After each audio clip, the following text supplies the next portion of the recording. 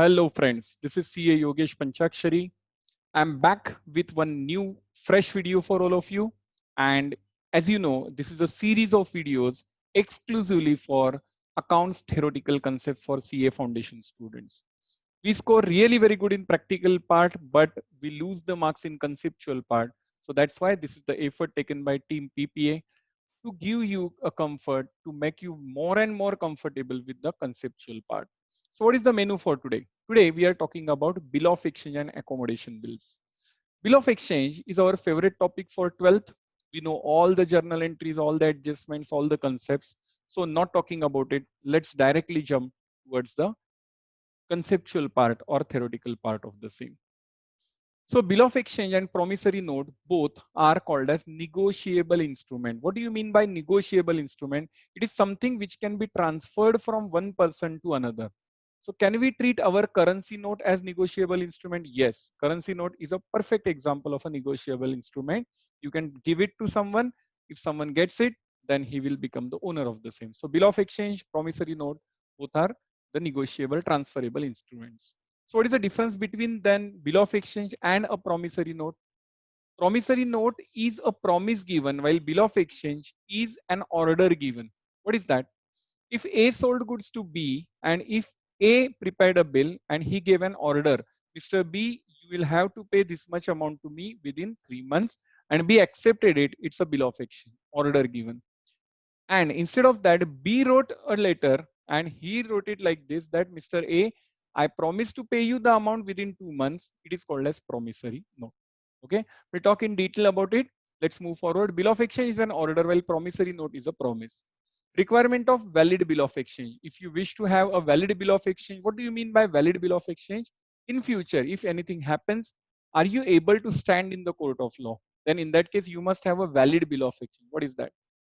It must be in writing, it must be on bond paper or whatever format given, it must be dated, there must be a date of bill of exchange and a duration within which the amount is to be received. It must have an order to pay the amount. Mr. A, you will have to pay this much amount to me, order. The amount must be certain, this much amount, rupees 25,000. You cannot say whatever amount we decide on that date. No, no ambiguity is allowed. The receiver or his order, that is agent, must be contained. Who is the receiver? On whose name you are writing the bill, that must be there, and it must be accepted by the person who is who is your creditor. Sorry, who is your debtor, whom to whom we have sold the goods. That is called as drawee. So drawer is a person who draws the bill. Drawee is a person who accepts the bill. So these are the essentials of bill of exchange. Now, what are the essentials of promissory note?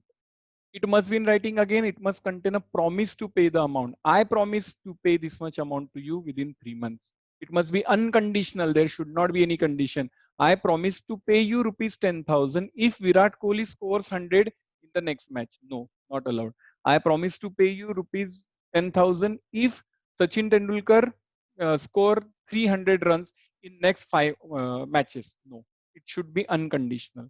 Promiser must sign on it. I promise, so I have to give the signature. It cannot be made payable to bearer. Payable to bearer, what does it mean? You will have to write the name of the other person to whom the amount is to be paid.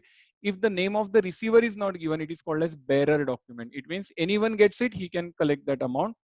So bearer promissory note is not allowed. It is allowed only to government, and that is called as a currency note. So I repeat, the bearer promissory note is allowed only to the government, which is called as a currency note. For example, this is a currency note. As you can see, I promise to pay 500 rupees to the owner or to the holder of this document. I promise to pay the bearer the sum of rupees 500 rupees. This is called as a promissory note, which is bearer document. The name of the person is not given, allowed only to government. You or me cannot prepare. You'll have to write the name of the person, receiver. Now the number of parties of bill of exchange are maximum 3, that is drawer, drawee and payee. That means his agent to whom the amount will be received or paid, or if he discounts the bill, then the bank will be the payee. You'll have to pay the amount to the bank. If he endorses the bill, then that person will be the payee. So the payer, that is the drawee who accepted the bill, drawer who wrote the bill, and payee can be the same drawer or the other person. In promissory note, there are only two parties, payer and payee. In case of bill of exchange, the gross period or additional period, grace period, not gross or gross, it's a grace period of 3 days we have to add. So maturity date plus grace days, GRAC, grace days is equal to due date. You can remember it as MAD, MAD. Maturity date, add grace days is equal to due date, MAD. Now, there are few concepts we should remember. Bill at site. What does it mean? Bill at site means bill payable on demand. There is no date specified. Bill at site means you will have to pay the bill on demand. Dash days from site. What does it mean? Dash days from acceptance. You can remember it as SADP. SADP kya? SADP means the dash days from site. S means A, acceptance. For example, if I wrote a bill on 1st of April, that 20 days from site, and he accepted the bill on 5th of April, then 20 days will be added from or calculated from 5th because it was on site. 20 days from site, that means 20 days from acceptance. But if it is given 20 days from the date, now whether he accept it on 5th or 6th doesn't make any difference. When I prepared the bill from on 1st, from then 20 days will be counted. So I repeat, SADP. SA, that is bill 20 dash days from site means dash days from acceptance. SADP, dash days from date means dash days from preparation of bill. Okay, so it is easy to remember.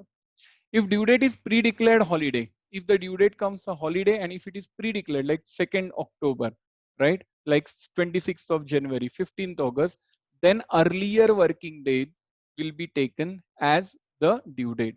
That means if 15th August is Monday, then 14th August will be Sunday, it will not be accepted. 13th August, if it is working day, that will be the due date. That is called as preceding date, earlier date. But if the due date comes on sudden holiday, let's say, for example, due to any reason, banks were closed or maybe bank strike happened, then next working day, that is the succeeding working day, will be taken as the due date. If the bill is honored before the due date, it is called as retirement of bill. And if the person who is paying the bill, paying the amount before the due date, obviously he will demand for some discount, and that discount is called as rebate. Rebate will have to give to him.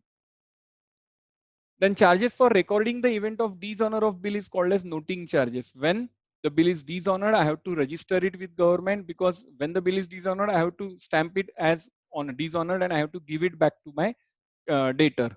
Maybe in future he will refuse to make the payment. I must have some proof. So to create the proof, I go to the notary public department of government. I register that fact. I was a drawer. Who was drawee? What was the amount? How much was the duration?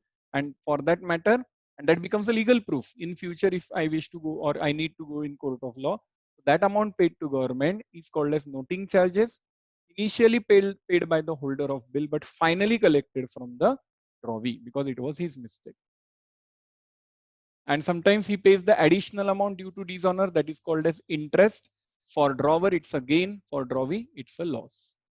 An account holder should maintain bills receivable book and bills payable book, of which the balance is transferred to bills receivable and bills payable account. So you'll maintain a book that is just like subsidiary book, and you will record all the data in that. Final balance will go to BR account and bills payable account. So this was about the basic bill, which is called as trade bill. But there is one more bill called as accommodation bill, right? What is that? As we know, accommodation bill is a bill which is created without any sale or purchase transaction. It means there is no sale or purchase transaction. Still, we are preparing the bill called as accommodation bill because it is to accommodate, to adjust the need of cash of each other.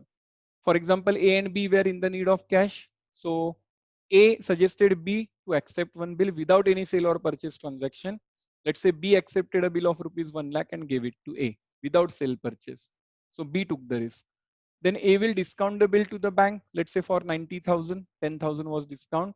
Now he will pay some amount to B and proportionate discount will be transferred. Let's assume it is equal. So A will pay 45,000 to B and he will charge half of the discount, 5,000 on B.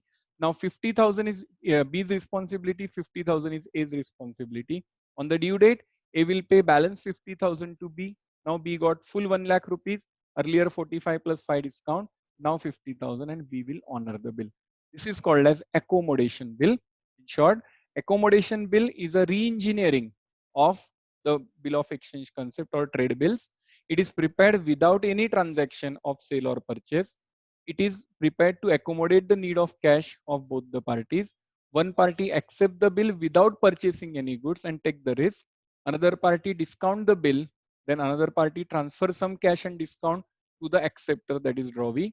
On the due date, the drawer pays the balance amount to the drawee and drawee pays the amount, and it is honored. The bill is honored. It is the tool so that both the parties will get some cash for their business at the cost of some discount, called as accommodation bills. In these 10 points, you can write your total short note on accommodation bills. So this is the way you are expected to write the short notes. I repeat, the short notes should be short and understandable and simple. That's why my best suggestion to all of you will be, please keep the short notes very short, write it in bullet points format, and whenever required, give proper examples. If you have been given or offered 4 marks for the question, 4 into 1.5, 6 to 7 points only. Don't write too much, even if you know a lot of things. It will consume a lot of time, and again, you will face the problem of your practical questions. So please be precise, concise, and brief answers should be given. That is what is required. So thank you for seeing this video and learning something new from this video. If you like it, you know what to do. Press the like button and give the comments, and you can subscribe our YouTube channel also. See you in the next video for CA Foundation Accounts Theoretical Concepts. Thank you.